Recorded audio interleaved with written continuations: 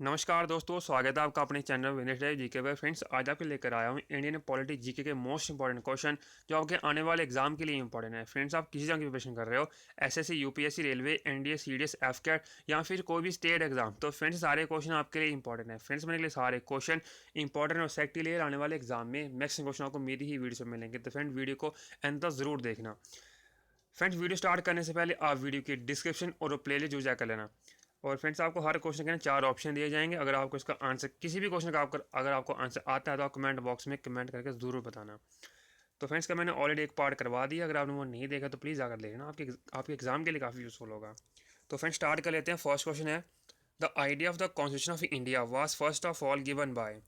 Friends, question basically ये पूछा गया है कि जो आइडिया था इंडियन कॉन्स्टिट्यूशन का सबसे पहले किसने दिया था। तो option are Mahatma Gandhi, option B doctor B R Ambedkar, option C Jawaharlal Nehru and option D M N Roy. तो आंसर इज ऑप्शन डी, यानी कि एम एन रॉय। फ्रेंड, जो आइडिया था ना इंडियन कॉन्स्टिट्यूशन का सबसे पहले किसने दिया था, तो आंसर ऑप्शन डी, यानी कि एम एन रॉय ने दिया था।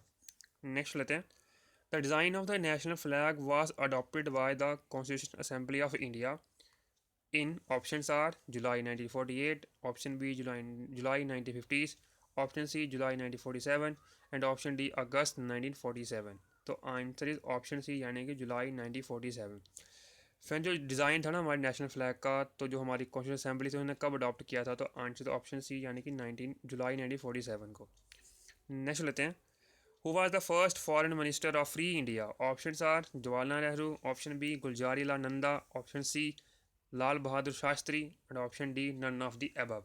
तो आंसर ऑप्शन ए, यानी कि जवाहरलाल नेहरू, जो कि फर्स्ट फॉरेन मिनिस्टर हैं, किसी फॉरेन मिनिस्टर थे फ्री इंडिया के। नेक्स्ट लेते हैं, which of the following was adopted from the Maurya dynasty in the emblem of government of India. Option are four lions, option B chariot wheel, option C horse, option D words Satyameva Jayate. अगर friends आपको इसका answer आता है तो आप comment box में बता सकते हो। बेसिकली इसका आंसर है ऑप्शन ए, यानी कि फोर लाइन्स, जो कि लिया गया है बेसिकली मौर्य डायनेस्टी से। अगर फ्रेंड्स आपने गवर्नमेंट ऑफ इंडिया का एम्बलम देखा होगा तो उसमें ज़रूर आपने ये फोर लाइन्स देखे होंगे। नेक्स्ट लेते हैं, who among the following is known as the father of the Indian constitution. Friends, जो क्वेश्चन काफ़ी ईजी है, आई होप इसका आंसर आपको आता होगा, तो ज़रूर कमेंट बॉक्स में बताना। Option are Mahatma Gandhi, option B doctor B are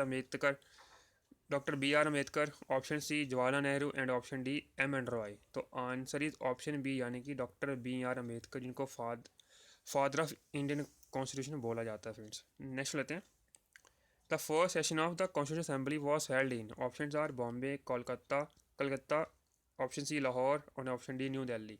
तो आंसर इज ऑप्शन डी, यानी कि न्यू दिल्ली, जहाँ पर friends first session of constitution assembly का हुआ था। जो फर्स्ट सेशन था ना कॉन्स्टिट्यूंट असेंबली का, तो फ्रेंड्स वो कहाँ पर हुआ था, तो आंसर ऑप्शन डी, यानी कि न्यू दिल्ली। नेक्स्ट लेते हैं, who propose the preamble before the drafting committee of the constitution. Friends, question में पूछा गया कि जो प्रियम्बल था तो ड्राफ्टिंग कमेटी के सामने इसको किसने पेश किया था। तो option are Mahatma Gandhi, option B doctor B R Ambedkar, option C Jawaharlal Nehru and option D M N Roy. तो आंसर इज ऑप्शन सी, यानी कि जवाहरलाल नेहरू। नेक्स्ट लेते हैं, which article of the Constitution of India defines the name and the territory of India? Options are Article 1, option B Article 2, option C Article 3, option D Article 4। तो answer है option A, यानी कि article 1।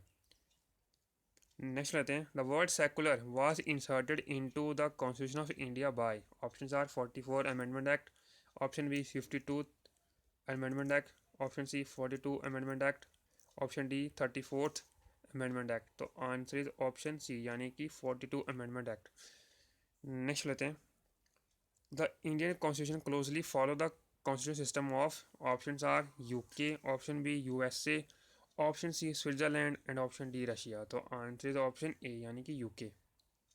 Next लेते हैं, from which of the countries the constitution of India has adopted fundamental duties. Options are UK, option B USA, option C Switzerland and option D erst while USSR। तो answer तो option D, यानी कि erst while USSR।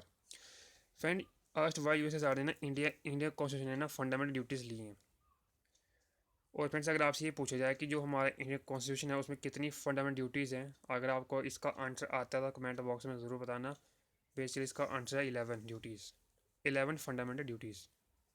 Next लेते हैं, the Indian constitution is recorded as, option are federal, option B unitary, option C parliamentary and option D federal in form and unitary in spirit.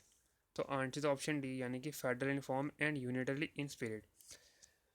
Friends जो हमारा Indian constitution है basically वो quasi federal nature है, यानी कि अगर emergency में वो यूनिटरी एक्ट करता है और अगर से नॉर्मल फॉर्म में देखा जाए तो फेडरल नेचर। नेक्स्ट रहते हैं, which article of the constitution of India guarantees to all the citizen the freedom of speech and expression. Option are article 16, option B article 17, option C article 18, option D article 19। तो answer is option D यानी कि article 19।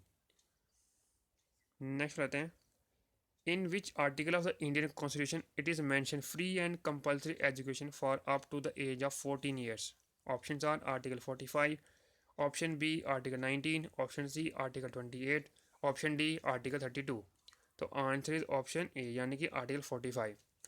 फिर जी किस article में बताया गया कि मतलब लगभग 14 साल तक हर बच्चे को ना फ्री और कंपलसरी एजुकेशन मिलनी चाहिए। तो ऑप्शन था बेसिकली इसमें article 45, article 19, article 28 and article 32। तो आंसर क्या था बेसिकली, तो आर्टिकल 45 में बताया गया फ्रेंड्स ये compulsory education up to the age of 14 years. Friends अगर आपको ये कंटेंट अच्छा लग रहा है प्लीज़ वीडियो को लाइक और मिनिमम 10 फ्रेंड्स से शेयर जरूर करिएगा। नेक्स्ट लेते हैं, which are the following language is not recognized in the 8th schedule to the constitution of India. Option are English, option B Sanskrit, option C Urdu and option D Nepali. Friends basically question में ये पूछा गया था कि जो Indian constitution का 8th schedule है ना उसमें किस लैंग्वेज को मान्यता नहीं दी गई है। तो आंसर इज ऑप्शन ए यानी कि इंग्लिश लैंग्वेज को। नेक्स्ट लेते हैं, according to which article of the constitution the chief minister is appointed by the governor of the state. Option are article 163, option B article 164, option C article 165 and option D article 166। तो answer is option B यानी कि article 164 में। Friend जो हर state का जो chief minister होता है ना बेसिकली वो उसको अपॉइंट कौन करता है, तो answer governor of the state. और ये किस आर्टिकल में बताया गया, तो आर्टिकल 164 में। नेक्स्ट रहते हैं, the president rule is impose for the period of. Option are 3 month, option B 6 month, option C till next election is held, option D it's depend upon president wish. तो answer option B यानी कि 6 month. Friend जो राष्ट्रपति शासन लागू होता है ना बेसिकली कितने पीरियड के लागू कर सकते हैं, तो आंसर ऑप्शन बी यानी कि 6 महीने के लिए या फिर 6 मंथ। नेक्स्ट लेते हैं, which are the following articles और article cannot be suspended during emergency. Option are article 19, option B article 20, article 21, option C article 23 and article 22, option D article 24 and article 25। तो आंसर ऑप्शन बी यानी कि article 20 और 21 friends को हम suspend नहीं कर सकते ड्यूरिंग एमरजेंसी भी। और बेसिकली अगर आपसे ये पूछा जाए कि आर्टिकल 20 क्या है और आर्टिकल 21 क्या है, तो बेसिकली आर्टिकल 20 क्या है, protection in the respect of conviction for offences. और आर्टिकल जो 21 है वो है protection of life and personal liberty. Next लेते हैं, the president may appoint all of the following except. Option are prime minister, option B governor, option C high court जजेस and option D Rajya Sabha chairman. Friends question basically ये पूछा गया कि इनमें से किसको जो प्रेसिडेंट हैं वो अपॉइंट नहीं कर सकते हैं। तो इसका बेसिकली आंसर है ऑप्शन डी यानी कि राज्यसभा चेयरमैन। फिर जो प्राइम मिनिस्टर होते हैं उनको अपॉइंट कौन करता है, वो भी प्रेसिडेंट करते हैं, गवर्नर को भी प्रेसिडेंट ही करते हैं और हाई कोर्ट जजेस को भी कौन करता है, तो आंसर प्रेसिडेंट ही करते हैं। नेक्स्ट लेते हैं, in case president dies while in office the vice president can act as the president for a period of. Friends question में पूछा गया बेसिकली कि अगर मान लो कि जो हमारे प्रेसिडेंट हैं अगर उनकी डेथ हो जाती है ऑफिस में ही, तो जो वाइस प्रेसिडेंट है वो एक्ट करते हैं एज ए प्रेसिडेंट। तो उनका जो टाइम पीरियड होगा कब तक वो एज अ प्रेसिडेंट रह सकते हैं। तो option are 2 years, option B 4 month, option C 6 month and option D 3 month. तो आंसर तो ऑप्शन सी यानी कि 6 मंथ तक, उसके बाद उनको नया प्रेसिडेंट बनाना ही पड़ेगा। नेक्स्ट लेते हैं, the only president of India who was elected unopposed is. Option are doctor S Radhakrishnan, option B doctor Zakir Hussain, option C Neelam Sanjiva Reddy and option D Fakhruddin Ali Ahmed. तो आंसर ऑप्शन सी यानी कि नीलम संजीवा रेड्डी। नेक्स्ट लेते हैं, Which are the following resign as vice president to contest for the office of the president? Friends question basically ये पूछा गया इनमें से कौन से वाइस प्रेसिडेंट थे जिन्होंने रिज़ाइन दे दिया था प्रेसिडेंट इलेक्शन लड़ने के लिए? Options are doctor S Radhakrishnan, option B V V Giri, option C Neelam Sanjiva Reddy and option D Fakhruddin Ali Ahmed. तो आंसर इज ऑप्शन बी यानी कि वीवी गिरी। नेक्स्ट लेते हैं, who act as the president of India when neither of president nor vice president is available? तो options are speaker of Lok Sabha, option B chief justice of India and option C auditor general of India and option D senior most governor of a state. Friends question basically ये पूछा गया है, अगर मान लो किसी country में ना ही प्रेसिडेंट है और ना ही वाइस प्रेसिडेंट अवेलेबल है, तो उस टाइम पे दो एक्ट कौन करेगा एज ए प्रेसिडेंट? तो ऑप्शन के अकॉर्डिंग इसका आंसर बेसिकली कौन सा है? तो ऑप्शन बी यानी कि chief justice of India.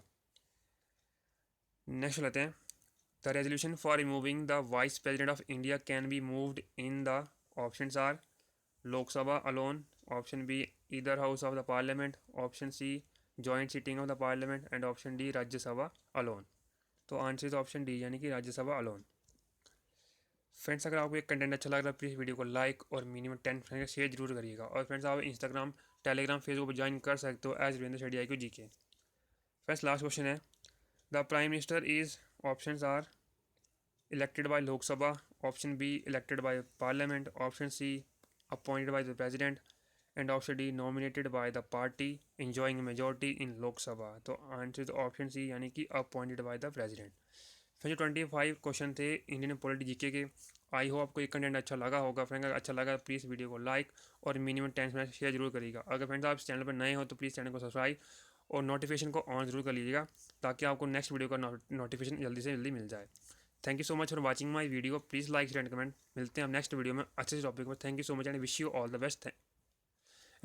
Best for upcoming exam. Thank you so much.